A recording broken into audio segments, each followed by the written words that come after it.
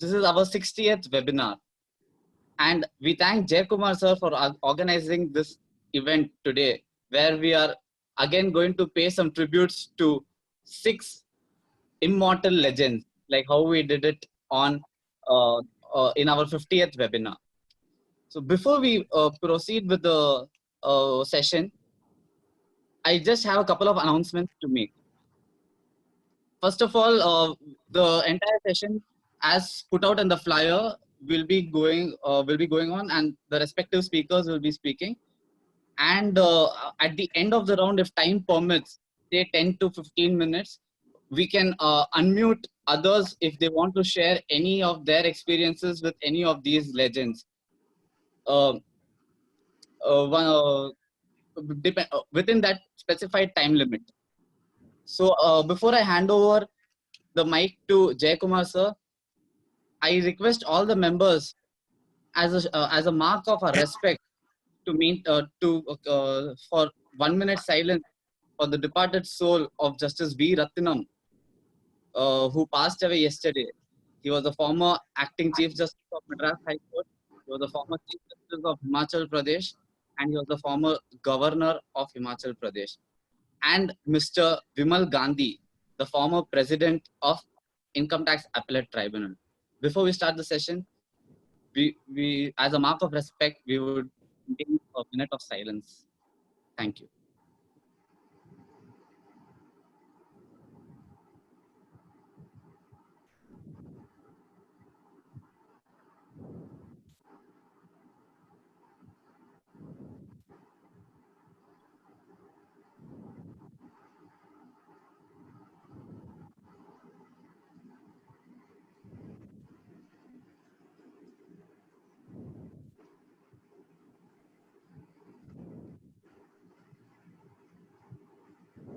Thank you very much, everyone.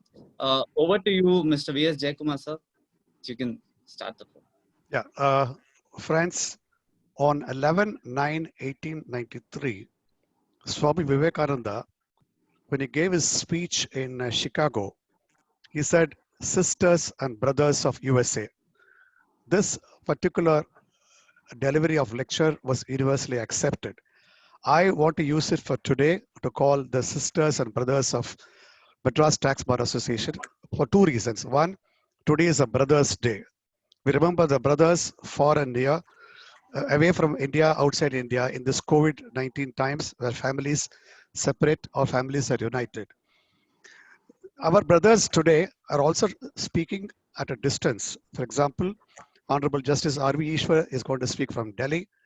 Mr. Ravi Raja is going to speak from Rajapalayam, and my namesake is going to listen at Coimbatore, and others from Alwarpet, Saukarpet, any other pits.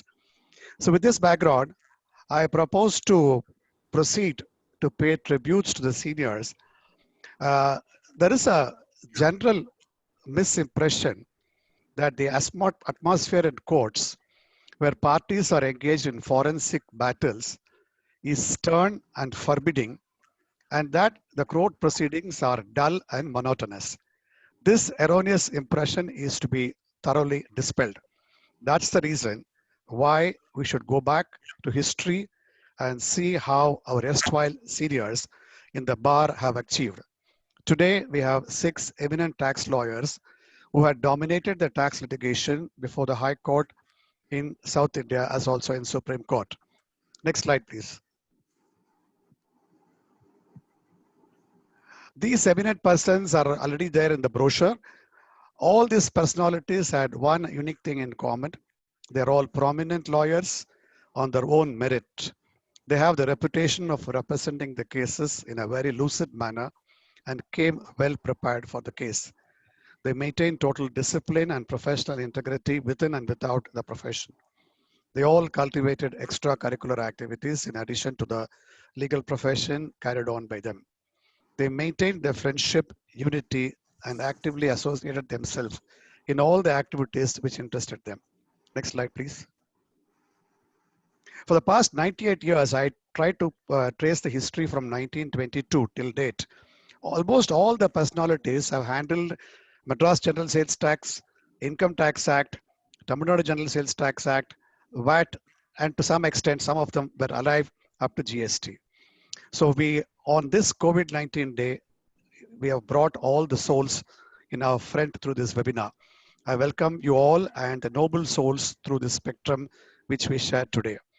I now call upon Honorable Justice R.V. Ishwar, who was a dedicated and devoted junior to K. Srinivasan, who has got a lot of experience with him, and I'm sure he will share it with us today.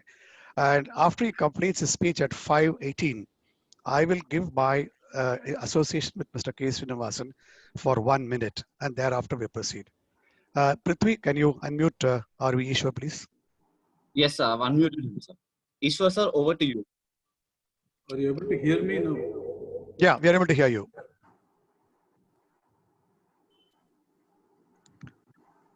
Please proceed, Ishwar. Yeah.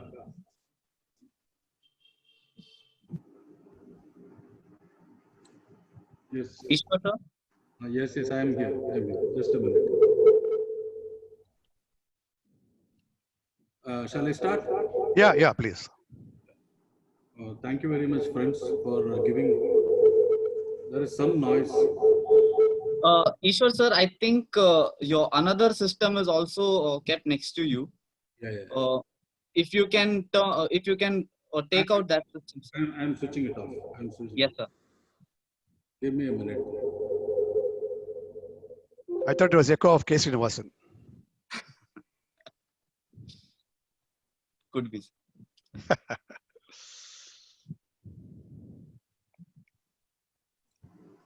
Are you getting it now? It is still echoing, sir. Still is there.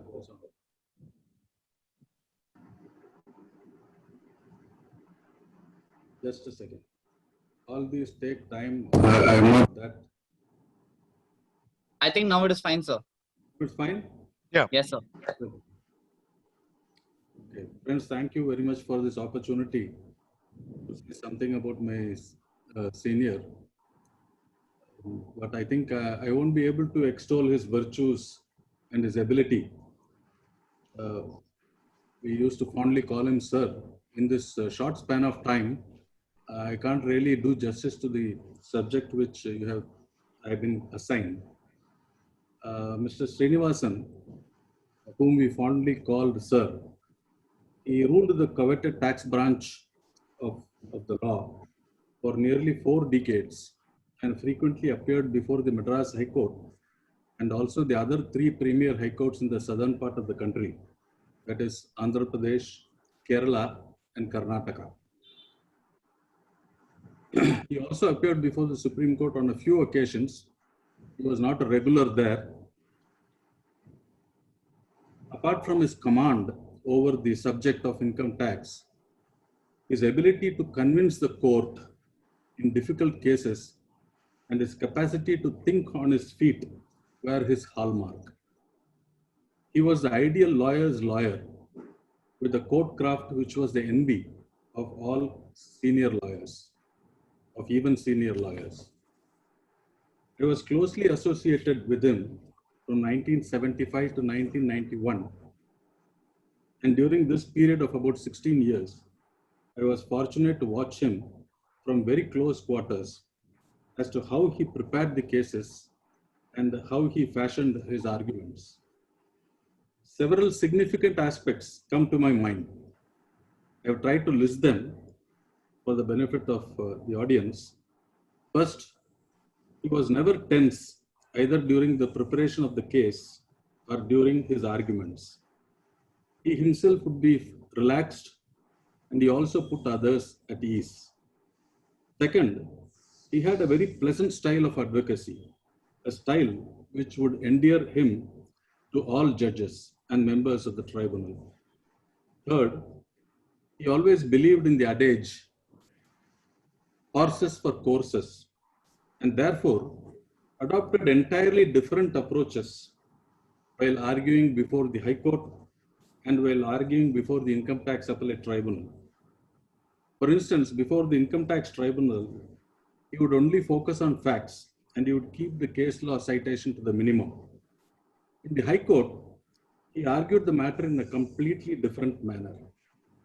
There, he was more expansive and assertive, but he was never aggressive or combative. Fourth, he never got annoyed while on his feet, and he firmly believed that every doubt and every question put by the court must be answered. Even if you are not able to answer directly, you must give the impression to the court that you have answered it. This is what he would say. Fifth, and this I consider to be his trump card, he did not hesitate to abandon his best point if it did not appeal to the court. And even while on his feet, he would devise another approach by which to convince the judge. Sixth, he displayed his utmost respect for the bench at all times. Seventh, he never took anything for granted. He always cautioned us juniors not to take anything for granted in court.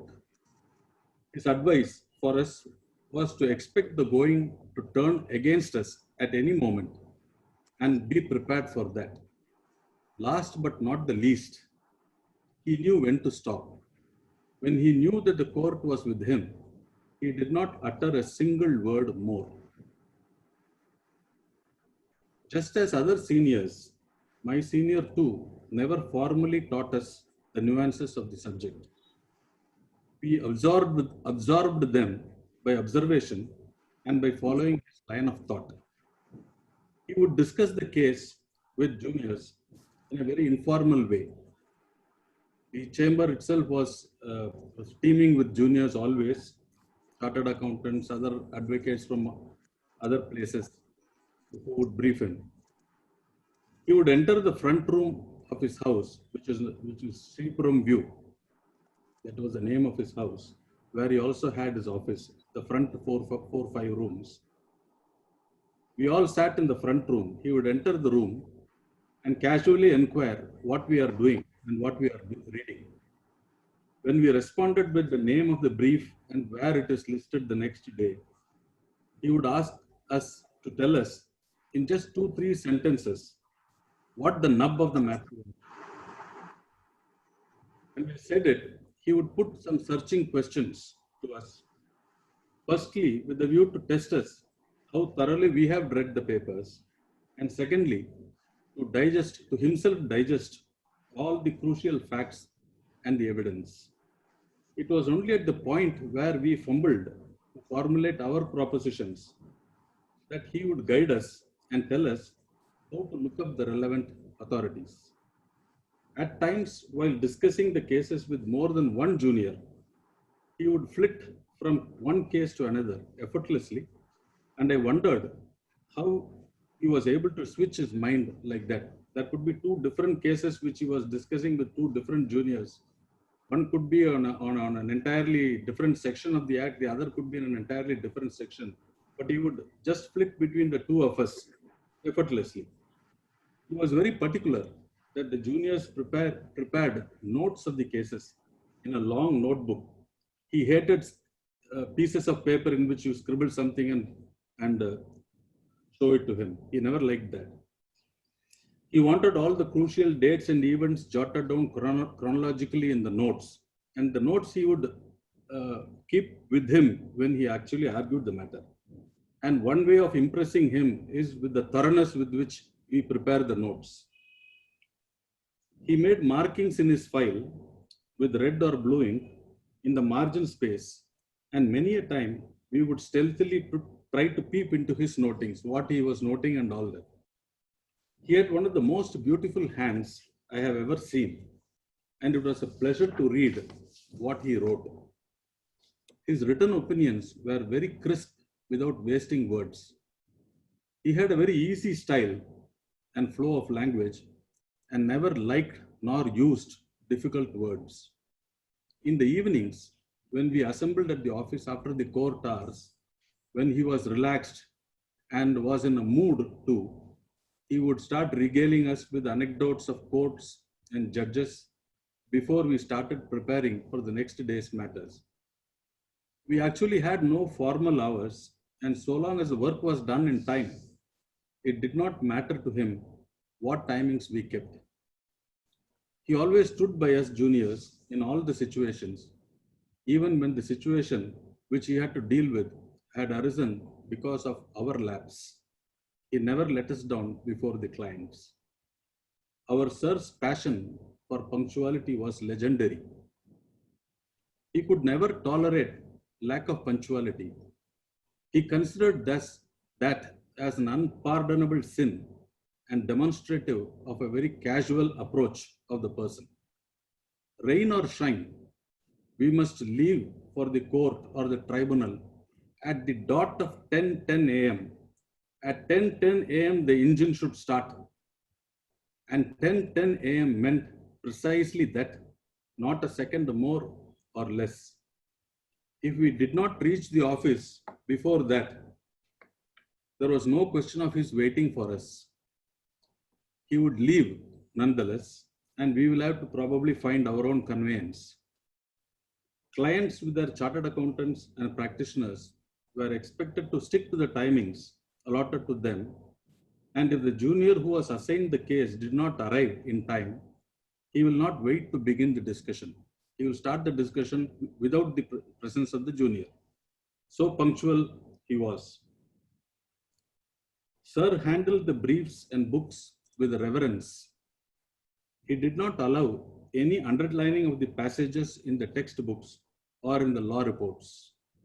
Making other marks with pen or pencil in the textbooks or the law reports, for example, a tick mark or an into mark and all those marks, was considered blasphemous and was simply out of the question.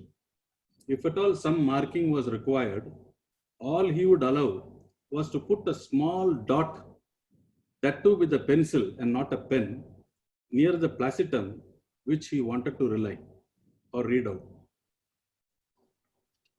Sir was one of the best dressed lawyers in the court, with stiffly starched collar and band and spotless white shirt and trousers. He was very choosy. Jaikumar will vouch for that. He was very choosy about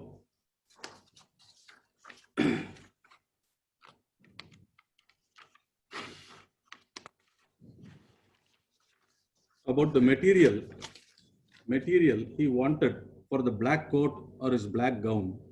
And I still remember how once Mr. Janakiram, my senior colleague in the office, spent days helping my senior choose the right material. He always wanted the black to be jet black, blackest of the blacks. And this was a very difficult task. He took a lot of time convincing him that this was really jet black. As a person, Sir was joviality personified. He had a charming personality. There was not a single dull moment when he was around. One always found him surrounded by people of all ages, and he knew how to carry himself among them. He hated being alone, and when there was nobody around in the office, he would stand in the veranda of his house and call people known to him who were passing by and start a conversation with them. If they were lawyers, he would jump at that opportunity. And there were many in the neighborhood, and he would call them and chit chat with them. And he was very happy listening to court gossip. Sir was very popular among his colleagues in the bar and also among the judges. His friendship with other lawyers was well known, and he was particularly very friendly with Mr. S. Swaminathan. And he always used to tease him, and there was good-natured banter between Mr. Swaminathan and my senior in the corridors of the court. And once I remember when Mr. Swaminathan, he was just the opposite of my senior. He would be very tense, looking at the law report or Income Tax Act till as he was entering the court. And then once my senior said, "What is this, Shama? It's like a SSLC boy writing the examination. You are carrying the book right into the examination hall. Is this the way to do it?" You tease him like that. My senior rated Justice Vishwanatha Sastry, the father of Justice Ratnam, who passed away yesterday.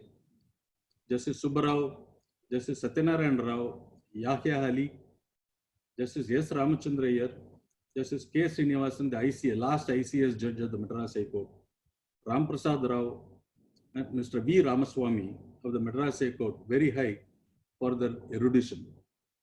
He also had great respect for Justice M.S. Menon and Justice Govindan Nair of the Kerala High Court, where he frequently appeared.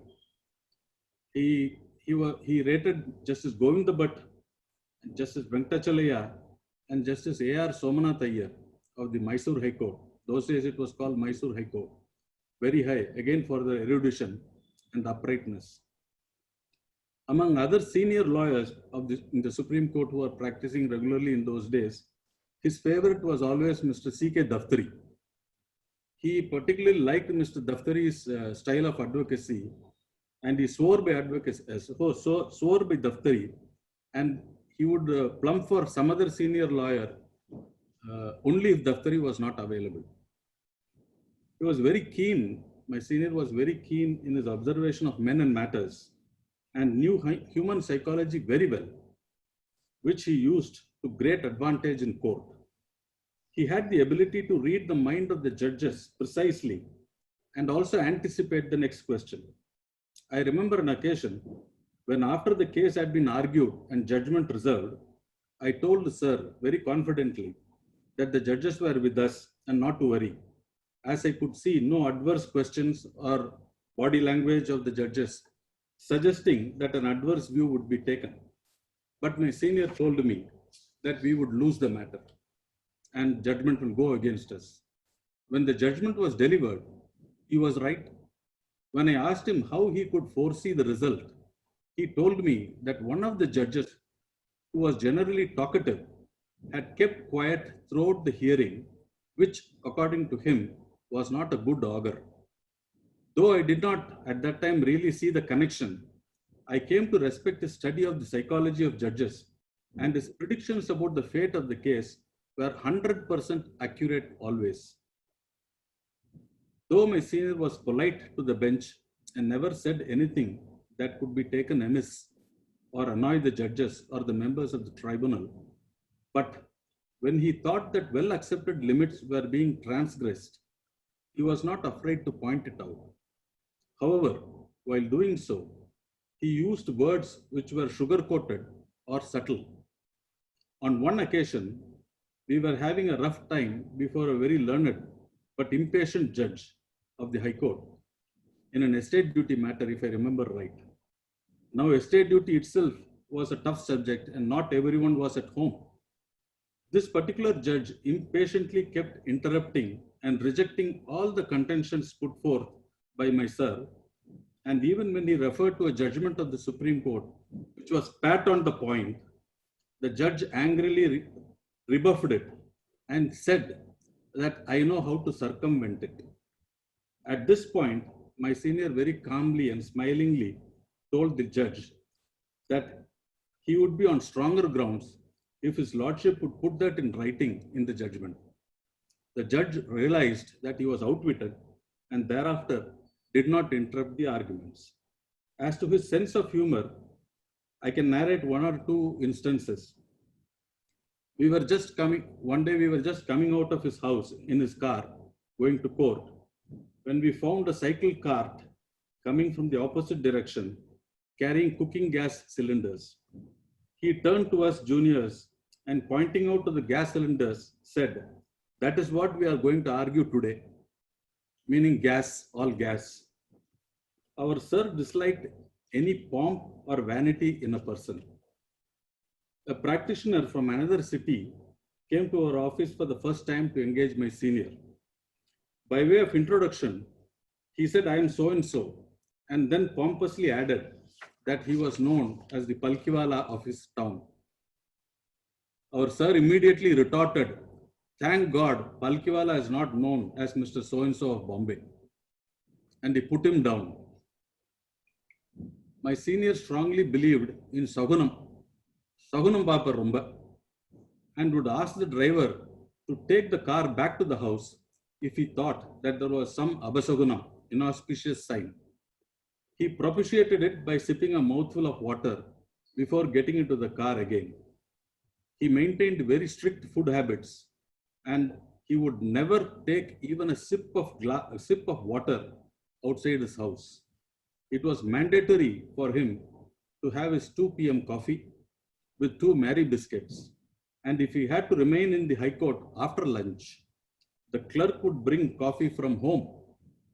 He took coffee piping hot, holding the silver cup in both the hands, wrapped by a towel. I am told that C. Rajagopalachari also used to drink coffee like that. The other person I know is my senior.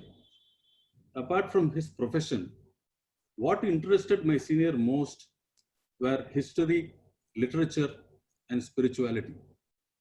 He could repeat verbatim several interesting parts from popular plays of Shakespeare, like The Merchant of Venice, Cleopatra, Tempest, and all that. He was also partial to Milton. In fact, he used to tell us that in his college days, he played the role of Portia in The Merchant of Venice. He adored the freedom fighter Satyamurthy and the Right Honorable Srinivasa Sastri for their proficiency in English and could repeat passages from their speeches without referring to anything. He was a little known fact of his is that he was a great fan of the Tamil poetess Avvaiyar and frequently trotted out home truths from Atichudi, Avvai Kural, Nalvali, and all these verses. He could repeat it by heart.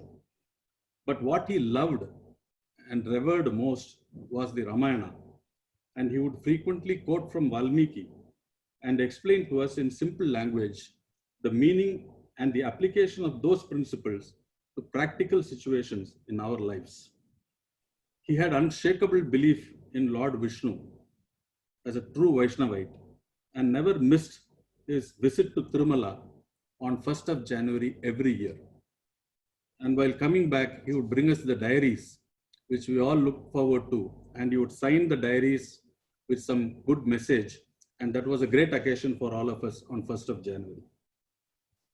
Sir was truly a legend in his own right and in his field of practice. His contribution to the growth of income tax law is substantial. He practiced in the tax branch for about 42 years. He, along with great stalwarts like T.V. Vishwanath Iyer, Swaminathan, S. Padmanabhan, K.R. Ramamani, and Mr. V. Ramachandran, all stalwarts of the profession, shaped the growth of tax law in the southern part of the country for several decades and were no less than the giants in practicing in Bombay and Delhi. Each had a distinct style of its own, and those of us who were fortunate to see them in action were blessed with the opportunity to learn from them. I consider myself very fortunate that I was one of the learners. Thank you very much. In this available time, I think I have given a bird's eye view of the personality of my senior. Thank you all and Jai Hind. Thank you. Thank you, Ishwar. You have brought out the bird's eye view of Mr. K. Srinivasan. I will just narrate only one anecdote because the time is really running short. Once he was arguing a case before the tribunal. There was an opponent by name Mr. V.D. Gopal. He was a very effective lawyer, equally matched, but he was far junior to Sir. And of course, Mr. Gopal is also not alive now. There was a heated arguments going on when Mr. K. Srinivasan was advancing his arguments. Abruptly, Mr. Gopal stood up and said, Mr. Learned friend is seeing beyond his nose. Then we are all sitting at the back. We are wondering how Sri K. Srinivasan is going to react. Such a sudden blurt of voice from the counsel on the other side. K. Srinivasan said, Your Honor, my learned friend should know we can't even see our own nose. Where is the question of seeing beyond our nose? And second instance, which was really was when he was arguing a case before Govinda Naya, where he used to quote a lot of Sanskrit slohas. Case number 1 in the morning, he won, and obviously he quoted lovely slogas, and the judge also appreciated it. Case number 5 or 6, whatever. Again, Mr. K. Srinivasan won the case. Another slogam came, and the court was also pleased. At the end of the day, a particular case, Mr. Srinivasan hopelessly lost. After the judge delivered the judgment, he requested Srinivasan, Mr. Srinivasan, your knowledge of Sanskrit is superb. Even such instances where you have lost the case, you must be having some Sanskrit slokam. Why don't you say something to us? He turned towards his junior and said, Case nalla shavara aidiche, I have to give a slokam. And he gave one slokam. That's a kind of case Srinivasan, and I wish I had more time to say about more of his fantastic qualities. He was one of the finest lawyers we had seen. He's with us today.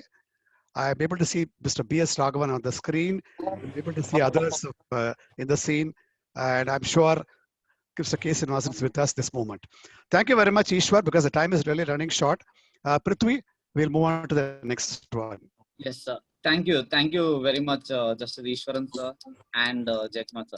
Now I call upon Vaidishwaran, sir, to speak a few lines about Padmanabhan, sir. Over to you, Vaidishwaran, sir. Good evening, friends, and thank you so much for this wonderful opportunity to recall and recollect some cherished memories of my senior SP. Some people call Padmu, somebody would call Padmanabhan, somebody would call, but Padmu was the most affectionate name everybody used to call him. I met him on August 2nd, 1990, when I convinced my father, Mr. late K. Krishnamurthy, who was practicing the civil side. We had a good practice in civil side, but I wanted to do tax law, and he was nice enough to accommodate. So with our auditor, Mr. Gopalakrishnan, he took us to Padmu. The first time I'm entering an office, which is called as a tax office. It was as busy as a railway station. The number of us, you could see so many people, and most of them were lawyers. It was the first time I'm seeing such a busy office. So when I walked into Padmu's room, and he completely, such a simple person sitting in the chair with no air, nothing, looks at me, asks a couple of questions, and then I promptly produce my mark sheet.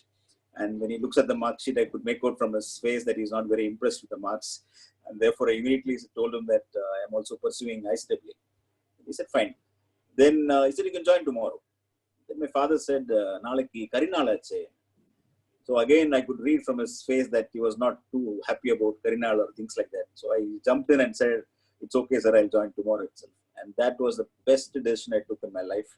And Mr. Padmu was such an amazing senior in the sense that I had the advantage of being in the table next to his cabin. So technically, I was his first chair of call. So if he would come out, I would be the first person he would look at, and whatever questions he had fell on me, and therefore I had the advantage of doing that kind of research. Two things from a professional perspective. He would prepare meticulously. He would go into details. You won't believe the kind of details he'll go into. And he would make extraordinary notes. And second, he had this ability to quickly get excited about a particular point. He'll just you look as if you'll be reading a 30-page judgment, but suddenly he will, he'll find one particular line which fascinates him, and suddenly he'll pull out his drawer, pull out a color marker, and make one extraordinary set of lines. Opposite, you just heard how Mr. K. Srinivasan does not like lines to be drawn. Padmu was completely different in that context.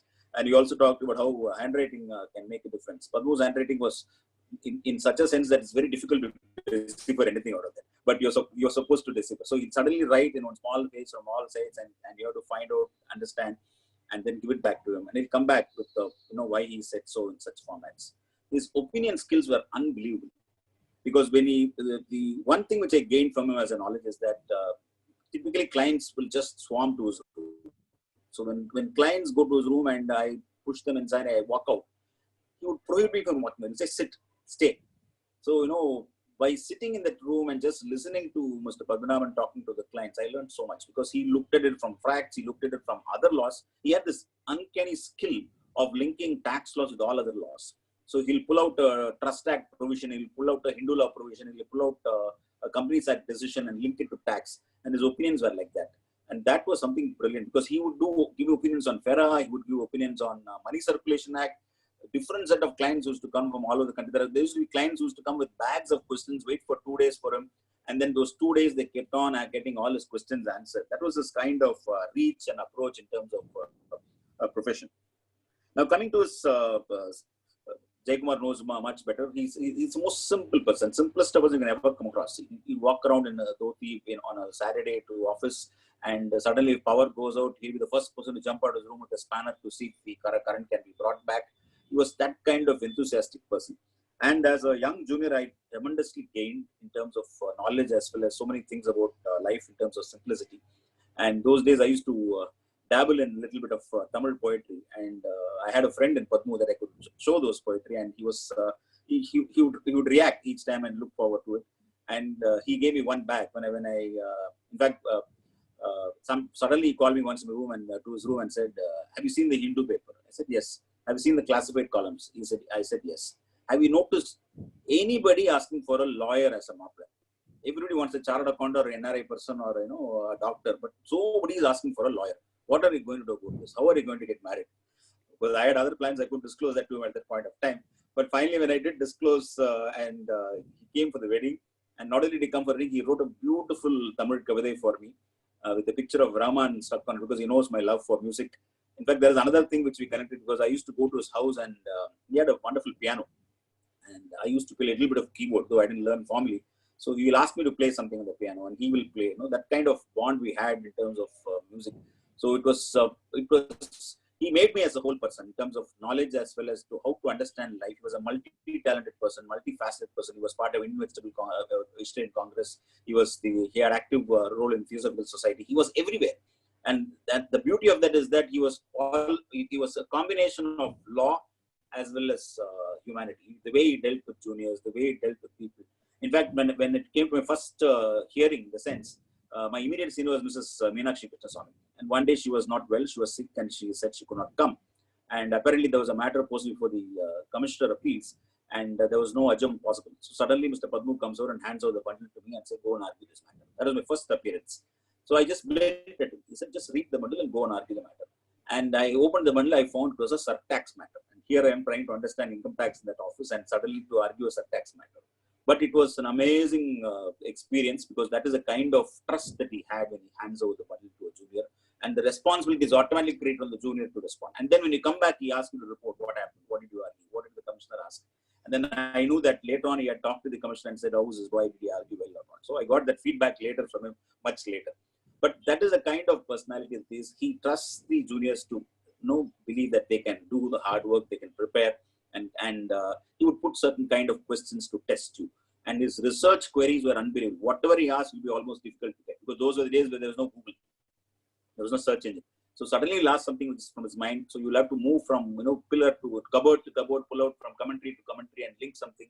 And every magazine you would have read, there'll be a signature SP somewhere you have signed, whether it is Company Law Journal or company cases, Supreme Court cases or ITA or STC you would have read.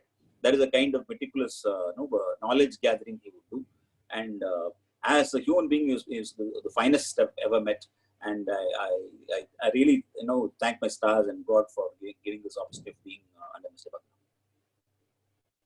Thank you, Vaidi. I'll share only two anecdotes of Padmanabhan. One is every Tamil New Year's Day, he will see to it the Panchangam is read. And all of us have to witness that. And one of his famous cases of a case called H. Shivashankar. For the first ever time in All India, he had argued an asset used in scientific research, the return of 100% can still get a normal depreciation. That was considered to be a classical rendering of professional expertise of Mr. Padmanabhan. Taking the clue from Vaidi, when I was to get married in 1986, a particular day I could not shave. I went to the office without shaving.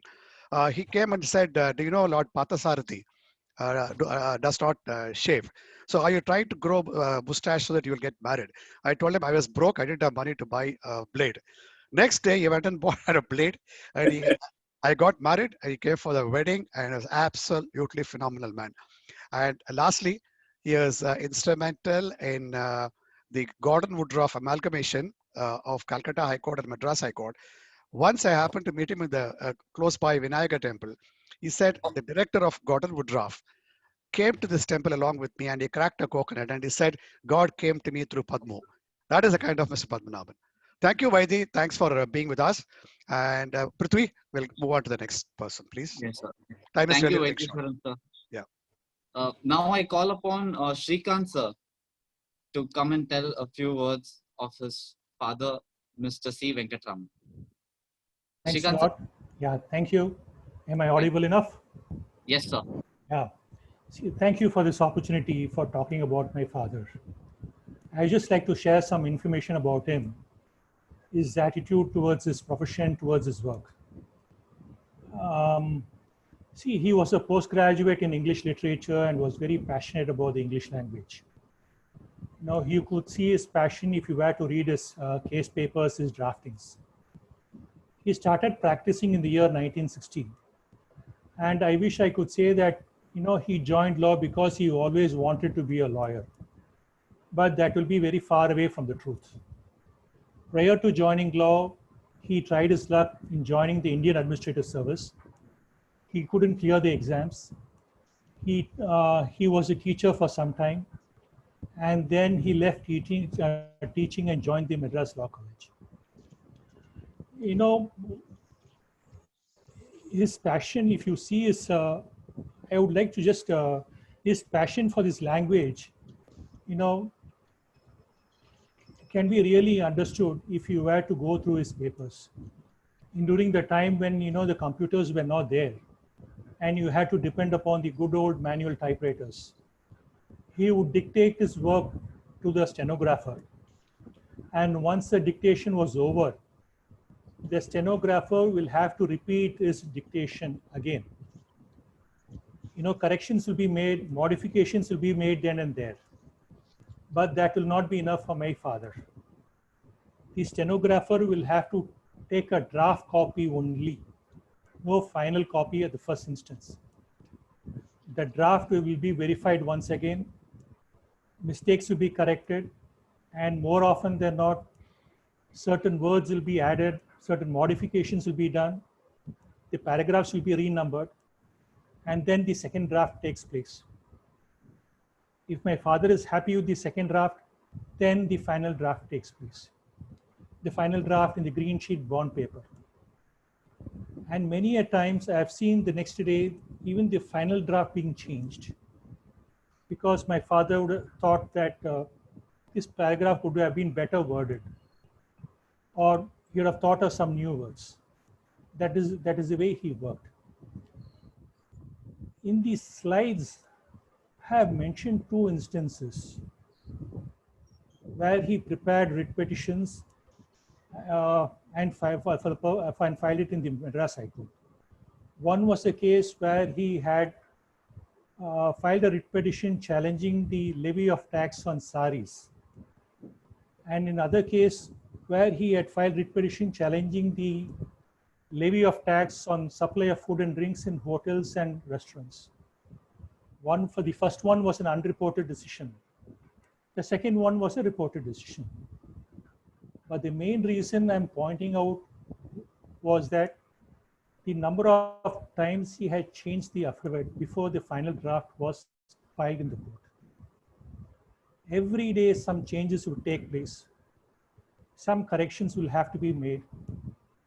And I could definitely say a dozen times the writ affidavit was changed before the final draft was filed in the court.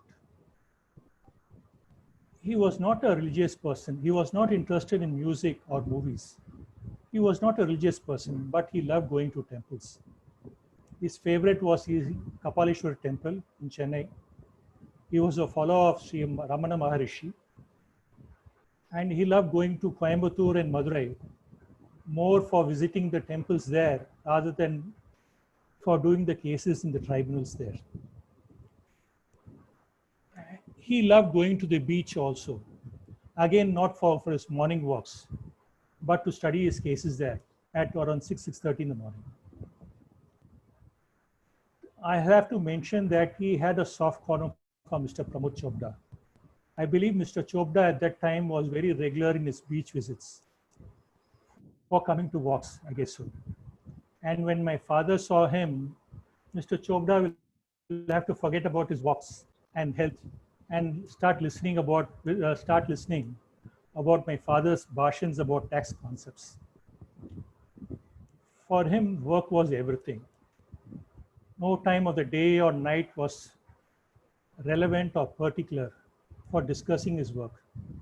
He will call up Mr. Chopda and his juniors, Mr. Seniappan and Mr. Vijay Kumar, any time of the morning or late in the night. It was fine with him. And I guess they had to endure him also. And the only couple of things he I would like to share his view on lawyers. He felt that a lawyer studying only law would make him half a lawyer. To him, a complete lawyer is one person who not only studied law, but understood what he called the courtcraft, meaning it was necessary for the lawyer to understand human behavior, to understand the judge before him he is required to appear and argue. He will also say that a lawyer can draft an affidavit running to 15 pages to explain his concept, to argue his case. But he will not have the time before the judge to explain the 15-page affidavit. The maximum time he will have is only 3 to 4 minutes. Therefore, it will be necessary for him to compress his arguments into 3 to 4 minutes. He has to compress his arguments to answer 3 important questions: what to say, when to say, and how to say.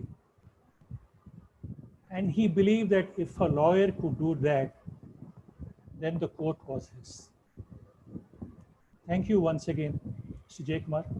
Thanks, Srikanth. My association with Mr. C. Venkatraman was that the entire Article 226 jurisdiction was completely initiated by the sales tax lawyers. Mr. C. Venkatraman was sometime in 77 to almost 85 when I used to go to writ court. Every second case will be argued by him. He was very good to youngsters, especially to juniors. Thank you, Srikanth, once again. Chopra, shall we proceed? Next. Yes, sir. So before I call upon the next speaker, as Srikanth sir has said that he used to, Venkatraman sir always used to call up.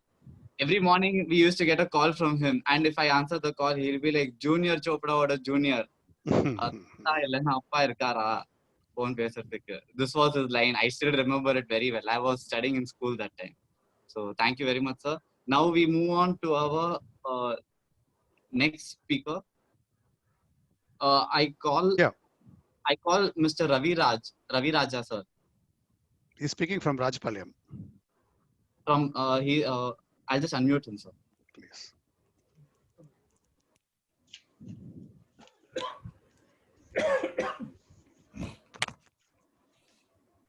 Folks. Ravi Raja. Hello, folks. Hello, folks. Yeah. Can you hear me, please? Yes, carry on.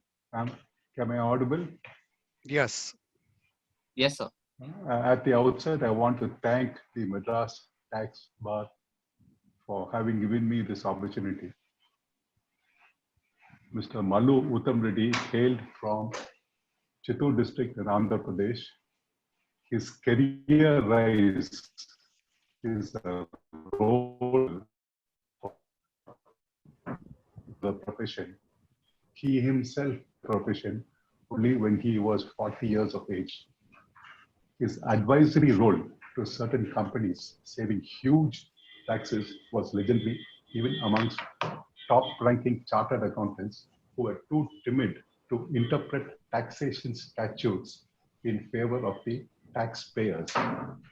In 1983, I was called upon to join his chambers on very strict conditions of nil payment and of no remuneration at all, and that no personal tutelage of any kind would be extended to me. At that time, for people with my background, it appeared to be the normal conditions which would be insisted by the seniors to join them. And since my senior was a person who had left the service as Assistant Commissioner of Income Tax, and because he left his career at the ripe age of 40 and decided to join the profession merely because a 100 rupee increment was not given to him, I took it lightly, as I had a friend, Mr. George Cherian, who continues to be my mentor even now, who was already in the said office. My first break in the profession and whilst dealing with Mr. Reddy came when I assisted him in a final hearing tax reference case, when during the hearing, by God's grace, I was able to, in the most appropriate and delicate time, invite his attention, which he had overlooked, to the proper interpretation of the sentence. Assets depreciated to a lower extent, whereas it should have been read as the assets depreciated at a lower extent. The turning point in the midst of arguments during lunch break resulted in the question of law being answered in favor of the assessee, overruling the same for the previous assessment here. Mr. Reddy immediately sensed my hard work and he put me at par with the highest ranking juniors at that time, which therefore made me continue to work with him till he died in 2018.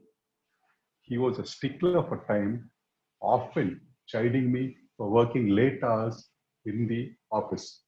His oft-repeated statement was, "You have not managed your time and now you're trying to do overtime. Please go home and come back fresh in the morning." He left a permanent impression in me once when I accompanied him to the court in his car, and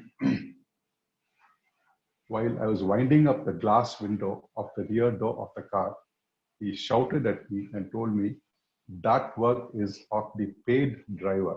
That is not your work. You, as an educated lawyer, please go and try to get the necessary law books and try to secure a seat in the court." Today, I still remember that because there are so many court halls which are so crowded where we are unable to even secure a seat. He also gave me enough insight when before certain judges who are inexperienced and not exposed in tax or company law matters, he used to tell me to think that we're dealing with truant children and, and exercise maximum patience if we want to secure the interest of the clients. And he used to be always present in the court or the tribunal at least 1 hour before the proceedings actually start, irrespective of the fact when whatever item his matter was listed. In this time, he used to study the body language, the reaction, demeanor of the honorable bench, and in a collective and calm mental state. He also got relief for many of his clients, even though the case was pending in the court, by approaching either the authorities or the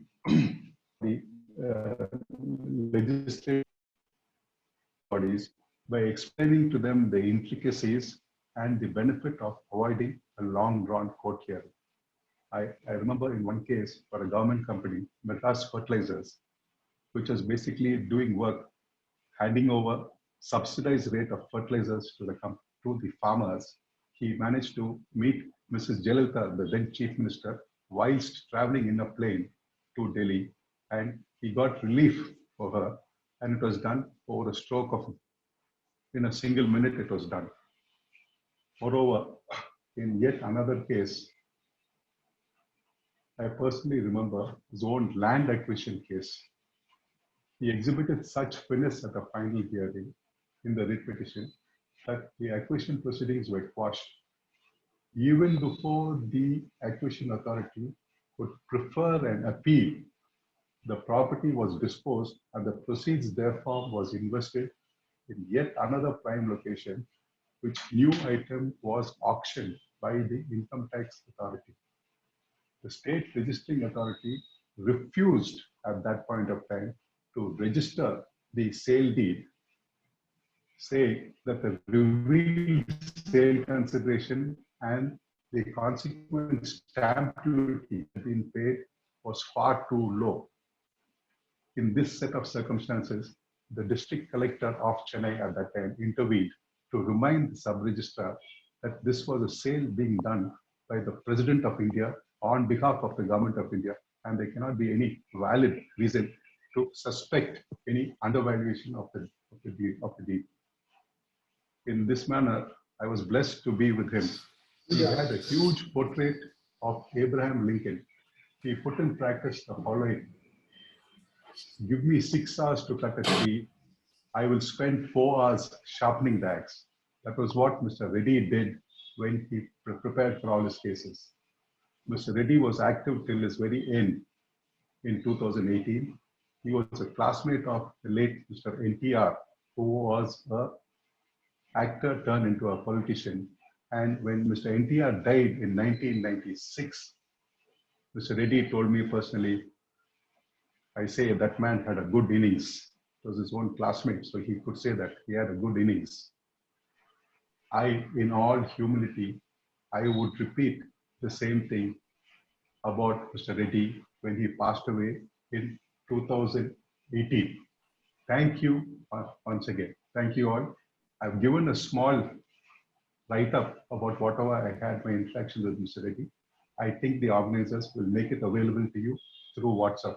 I thank you once again. Thank you. Thank you very much, Ravi Raja sir. Now I call upon Senthil Kumar sir just to add on a few more lines of his experiences with Uttam Reddy sir. Senthil Kumar sir. Thank you, Prithvi, and thank you, Mr. V. Jaykumar sir, and thank you all my other seniors at Uttam Reddy office, namely Mr. Jachiryan, Ravi Raja, and Muralidhar Reddy, in guiding me the past case laws, what has been handled by Mr. Uttam Reddy. Just some important cases, what has been handled by Mr. Uttam Reddy, as a slideshow that I have been showing before you, for to understand about the ability of Mr. Uttam Reddy. Vadri, slides please.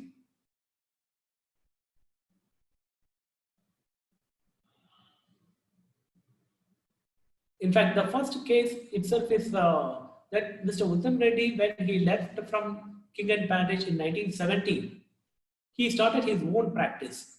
In fact, he was been following the cash system of accounting when he was been as a partner in King and Parish itself, and he was about to get many of the remuneration on being done for Bini amalgamation cases and other clients, and the former firm has given entered into an agreement that Mr. Reddy is entitled to get his fees from the old clients itself, and if the client wishes, they can go to Mr. Uttam Reddy for future cases also.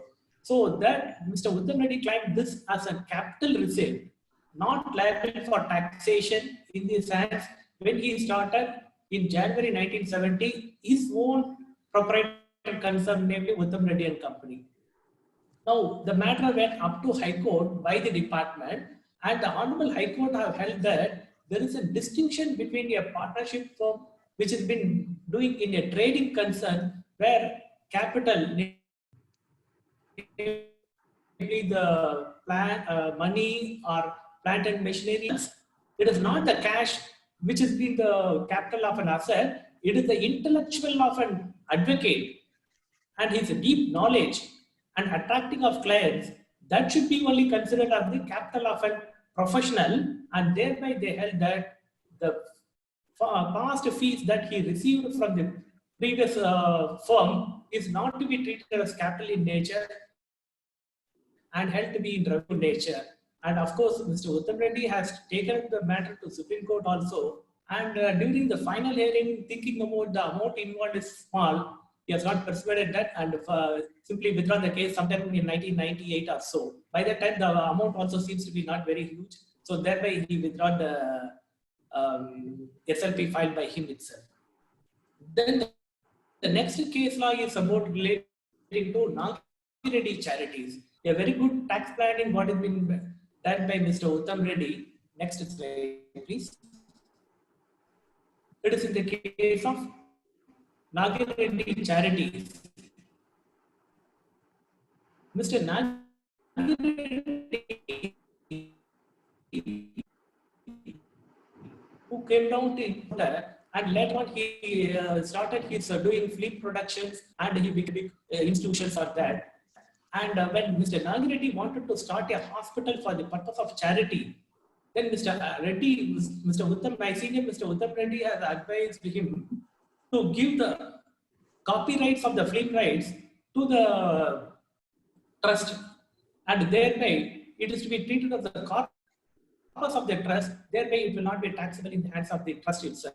That was been challenged by the department before the Honorable High Court, and Honorable High Court also held that the amount received by exploiting the film rights by the trust is to be treated only as the capital of the capital. So thereby it is the trust should not be denied the exemption under Section 13. So this is one of the classic case of Mr. Uttam Reddy advising his client to making a tax planning. The next slide, please. Next slide. This is the case of individual Mr. Nagireddy. As a film producer, he had Vijaya Gardens, where all types of horticulture, agriculture, all activities were being there. And during that golden periods, the film shootings were being done in that garden. And it was being treated that the revenue generated from film shooting in the garden was being treated as an agricultural income and claimed exempt from taxation. But however, Madras High Court has held that it should be treated only as a business income. So this was the case done by Mr. Uttam Reddy. Then next one is the English Electric Company. The next slide, please. This is a case as early as in 1986 itself. The claim of deduction under 80I, profit on sale of assets and interest on security deposits were also eligible to claim deduction under 80I. This argument of Mr. Uttam Reddy has been accepted, but only the fixed deposits in the bank account is not eligible for deduction under 80I, which is the ruling of the Honorable Supreme Court also in the case of Pandian Chemicals. Later on, that was a judgment. So as early as in 1986, Mr. Uttam Reddy's arguments were being accepted, and this is in the case of English Electric Company. Then one more classical case is about tax planning. It is in the case of Batimala BD Factory. Next slide, please. This is a case, this is a firm of family members who are all partners of the firm who have been doing the BD manufacturing activities, and Mr. Reddy has advised them to form a trust, family trust, wherein the partners will get 2 lakhs per annum or a turnover of the annual turnover as a royalty payable to the trust. Thereby, it will not be liable to tax in the hands of the it will be taxable in the hands of the assessee.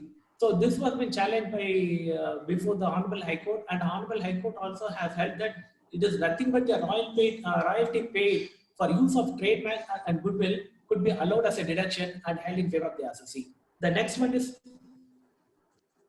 K.S. Subbai Pillai and Co. Relating to the netting of interest as far as 80 HHC claim is concerned. This was the first case that was been challenged before the High Courts in India itself. And however, no doubt in it, we lost the case before the Madras High Court.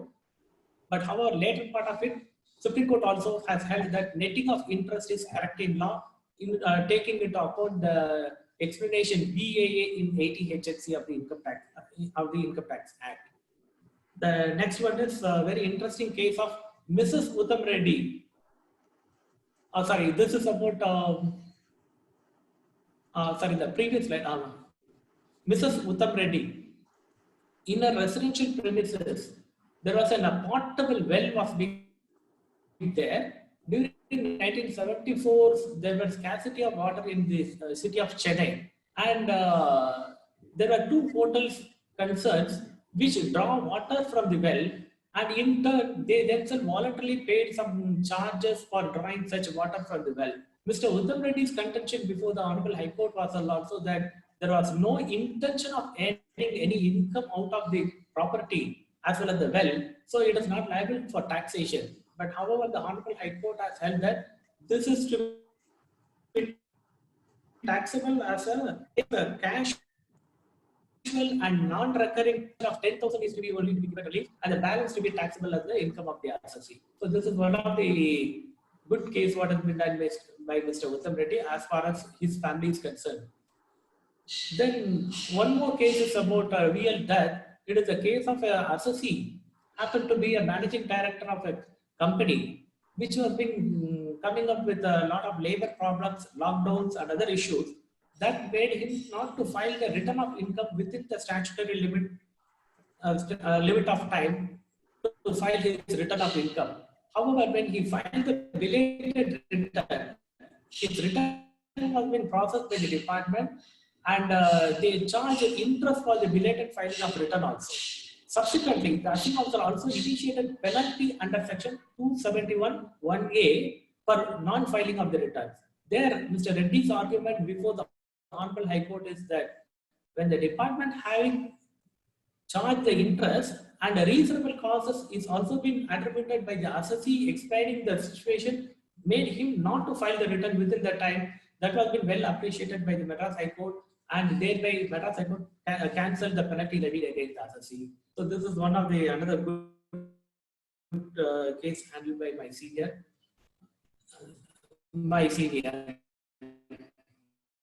And he used to advise three things. Number one, always thorough with the facts of the case, be cool, calm, and make your argument politely before the bench, whatever it is. Number two, always carry the relevant act with your papers and read the provision which will give new meaning to your case. How many times, even though you have been thorough with the provisions, read at once before the bench that provisions of law. Doing that, and that will give a different meaning, and that will help you to get your case decided in your favor. That is my that was the sincere advice of my senior to all the juniors. And the third one is also,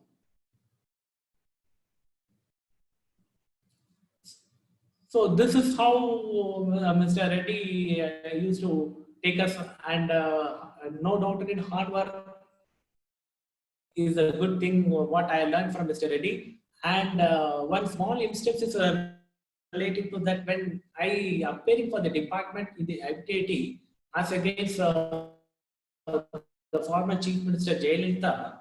For Jayalalitha's counsels, the senior partner, the chartered accountant, Mr. Narayan Swamy came for the hearing. When I introduced myself that I am the standing counsel for the department, and when I said that I am the junior of Mr. Uttam Reddy, immediately he picked my hand and talking about verifying about my seniors' health and other things, and he has been saying so much about my seniors. That is what is Mr. Uttam Reddy.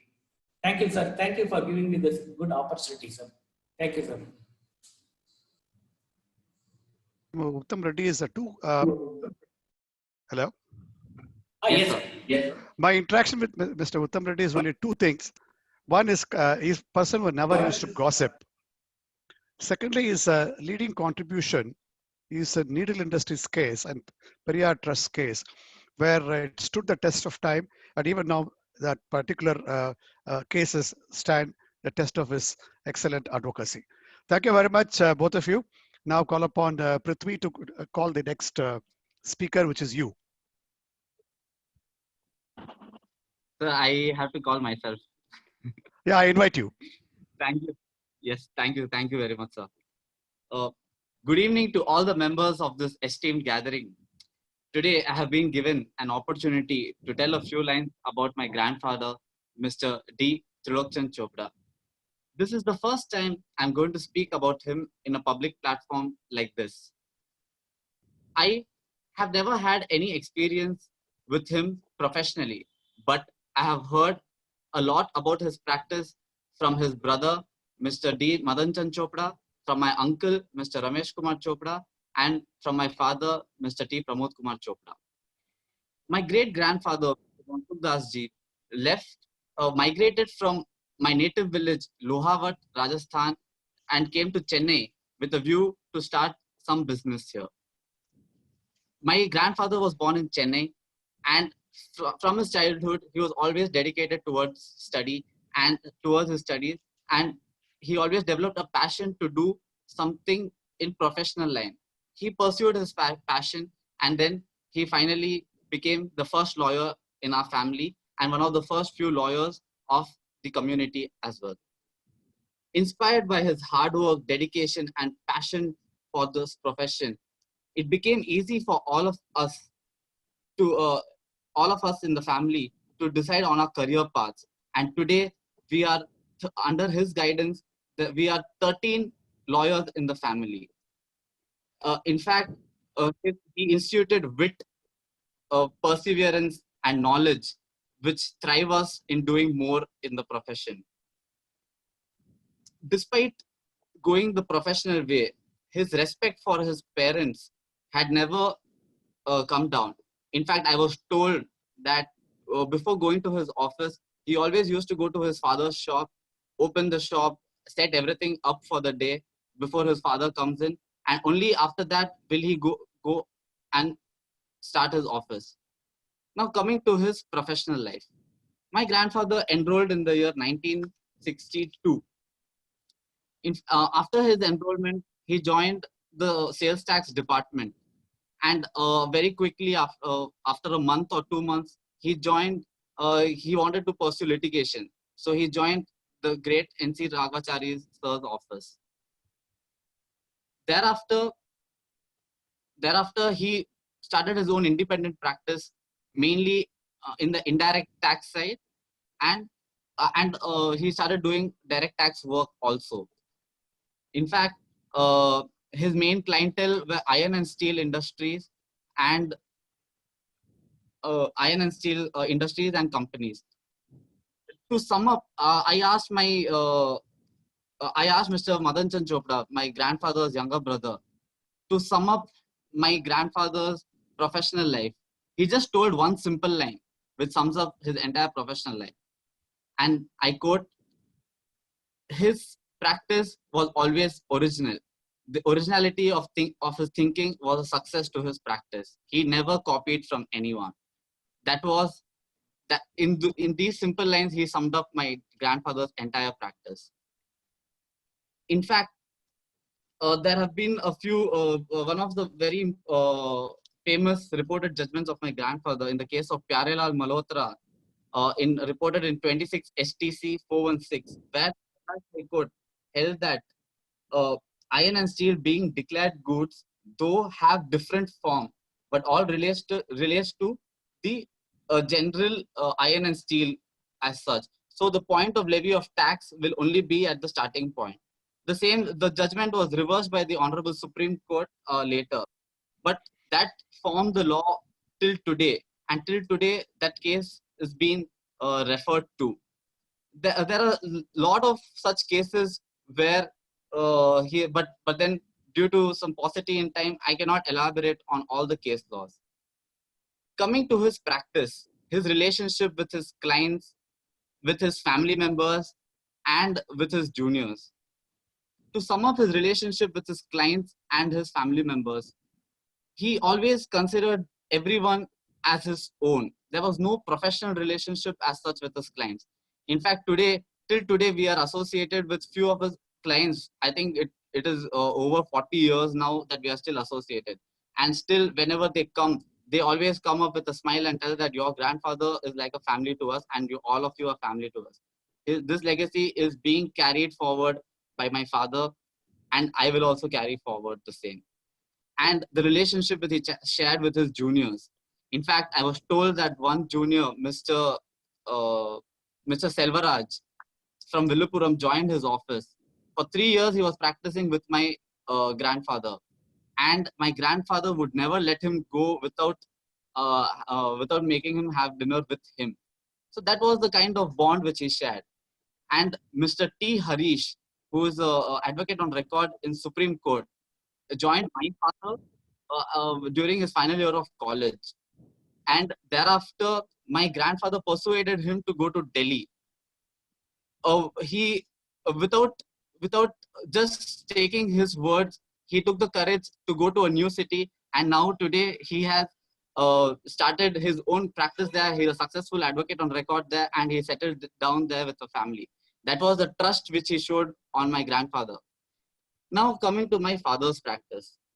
My father enrolled in the year 1986. And of course, he joined my grandfather. And then after a few years, he joined the additional government leader's office also. After a few years of training him, my grandfather realized that now the time has come to pass the baton into the safe hands of my father. He had that trust in his son. And today, as we all know, my father has been carrying that legacy very successfully. The trust which he showed to all his juniors, to his family members. In fact, my uncle, Mr. Ramesh Kumar Chopra, still tells a few words which my grandfather has always told him. And my younger granddad, Mr. D. Madan Chand Chopra, has also always told us this thing. Now, in place, we always go to Madan Chand Chopra sir for any clarification or any doubts. So this is the legacy which my grandfather created it, and the relationship which he shared with his juniors, with his clients, are still being remembered and are still being followed by my father. And I'm sure I will also be following it. In fact, one new tradition was started by my grandfather.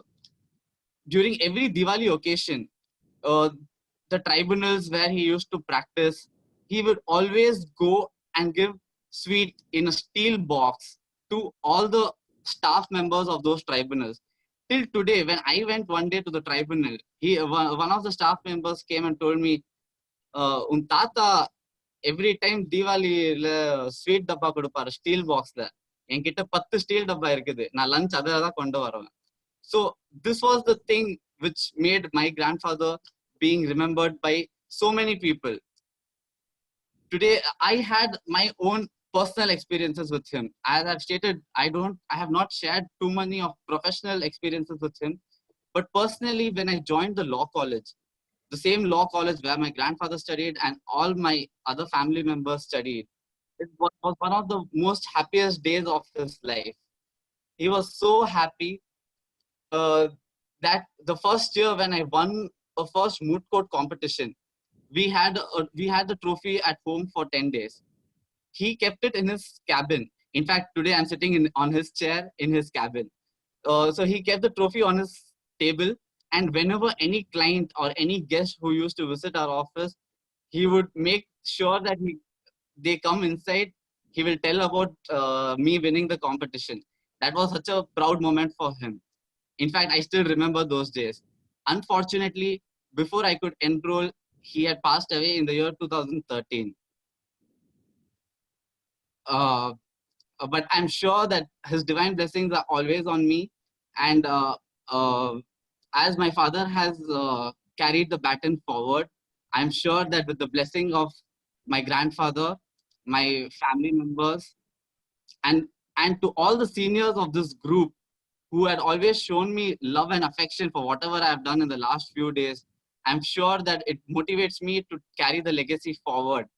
I once again thank Jay Kumar sir for giving me this opportunity to talk about my grandfather, which I will always endure the most. Thank you very much once again, everyone, for patient hearing. Thank you, Prithvi. One thing about your family is, genetically, your family has some association with sales tax. When 1936 Madras General Sales Tax Act came, your father was born around that time. And 1959, when TNGST Act came, around that time, Mr. Pramod Chopra was born. And around 2006, when GST came, you got married. So ladies and gentlemen, if you want to know the change of sales tax law, you please ask Pramod Chopra family, when is the next event in the family? There'll be new legislation, you can always await. I now request Prithvi Chopra to call the next speaker because the time is short. I think it's Pushya. Yes, yes, sir. Thank you very much, sir. I think those lines were a good end to this session. I call upon Pushya ma'am to tell a few lines about her father. Not a father, T. Srinivasamurthy. T. Srinivasamurthy. Father of Ravi Kumar. Sorry, I'm really sorry. Father of Ravi Kumar, sir. Pushya, ma'am, I'm unmuted you, ma'am. Pardon First me. of all, I want to congratulate you, Prithvi, and the whole group behind this Madras Tax Bar for having conducted 60 successful webinars, which have been so well attended and such excellent speakers all the time. Thank you. So, it is my privilege and pleasure to talk about Mr. T. Srinivasamurthy. He was really an epitome of politeness and gentlemanliness. Although Srinivasamurthy sir was my grandfather's junior and my father's colleague, my personal exposure to him was only through Chamber 32 of the Madras High Court.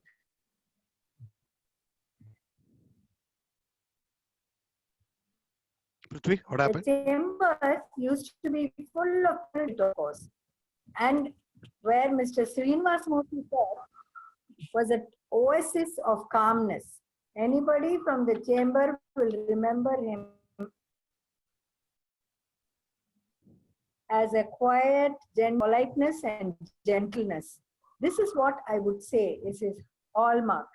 And everyone in the chamber, I'm sure, whoever is participating here and others also, would remember him by that. Yeah, Vardhini, can I see the slide, please?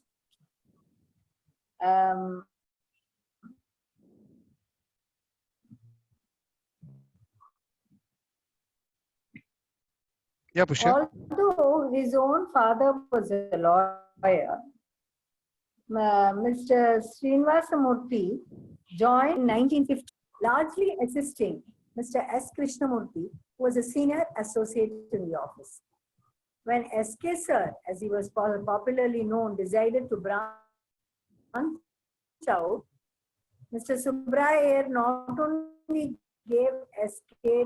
the briefs he handled, but also permitted him to take away Mr. Srinivasamurthy, who had been working with him in all those cases. Large business holdings then, and then he asked his father, that is Mr. Subraiyer, who should handle his cases now that SK has left the office.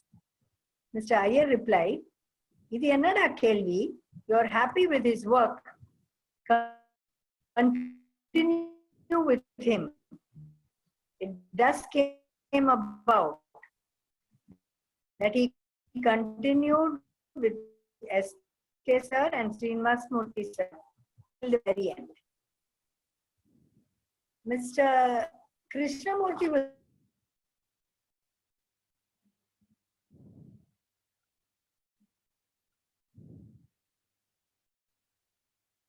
Prithvi, what's the position? I think there is some network issue at her end. We'll just check with her. he was Pushya, ma'am? appointed. Yes, can you hear me? Yeah.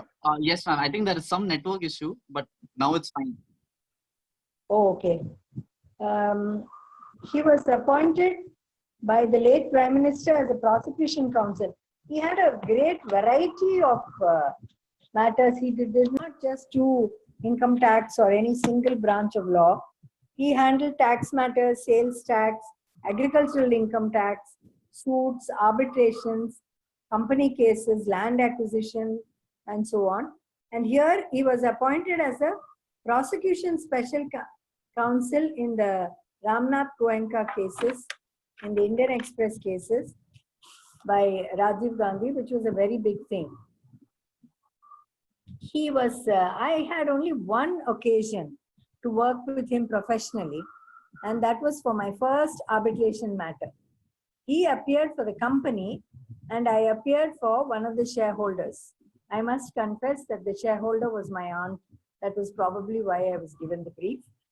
I saw the detailing and the meticulous way in which Srinivasamurthy sir had thoroughly prepared.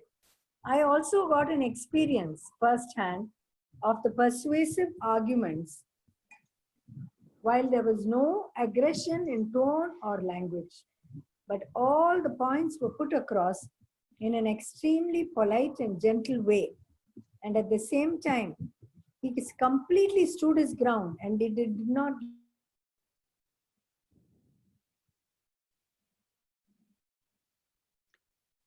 Prithvi, Yes, sir. what's Uh, happening?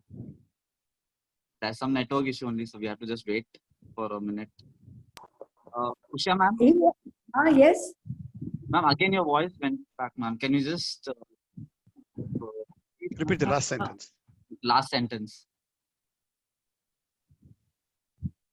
The last sentence or the last paragraph? Yeah. The last No, I said that I got an experience in an arbitration matter where I assisted him. I got an experience of the persuasive argument, that his style that he adopted, there was no aggression in tone or language, but all the points were put across in an extremely polite and gentle way. But at the same time, he completely stood his ground and didn't give an inch. Was that clear? Yeah.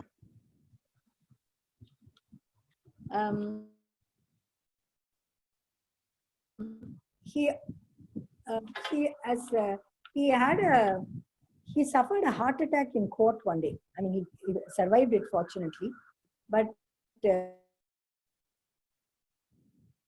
he finished his arguments even though he felt the chest pain, and then he was taken to hospital, but he survived fortunately.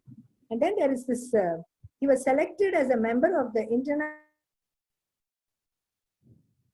Who's Who. I had an opportunity to see the letter that was addressed to him. It is not a case where you apply for the selection. They find out about people and then write to them saying that we have heard about you. We would like to nominate you in our Who's Who. They just want your consent and your latest biodata. So he was selected and as a prestigious member of the International Who's Who in 1998. He was a central government standing counsel and represented departments. In fact, he was also income tax standing counsel for a short while. And one of the classic cases that he did was that of this Vellore Electric Corporation before the Constitution bench, where the Tamil Nadu government nationalized all the private electricity companies, and this was one of them. And this company was actually my uncle's company. And there the government wanted to give a negative compensation, although the company at that point in time was making a profit. And this was the case where he got a good order from the Supreme Court. Mr. Srinivasa Murthy also used to do this Annadanam and a Tannir Pandal every year during the Mylapore Kapalishwarar festival. His house was in South Mada Street, and it was an ideal location to go and watch, to avoid the balcony, watch the Arvati mover. And I think you can see that quiet way of representing even in Ravi Kumar. Mr. Srinivasa Murthy was like that. And it was a pleasure and joy to know him. Thank you very much for giving me this opportunity. Yeah, thanks, Pushya. My association with him was, he was a very simple person with simple living and used to travel a lot with minimum comfort. Now, I think we're running out of time. I would like to conclude by, my conclusion is there in the screen. And I would only want it, I'm not going to read this slide. All I'm saying is the MTB must wish to bring it on record. The excellent manner Vardhini, Aditya Reddy, Nitin and Pramod, they showed us the way of bridging the gap between the virtual reality and the yesteryears of what we have learned. Without them, these programs would never be possible. And really, we must have one particular meeting to honor the juniors, maybe in 2020, because we rarely recognize the juniors' performance. We always forget them, and they are the backbone of our association. I have to place on record my appreciation to the captain of MTB, Mr. AP Srinivasan. Is like Dhoni, maintaining cool. Dhoni adorned the name of N. Srinivasan, whereas AP Srinivasan adorns his first name as APS. And kudos to him. And I wish all the participants today, it went up to 88, now it's come down to 55.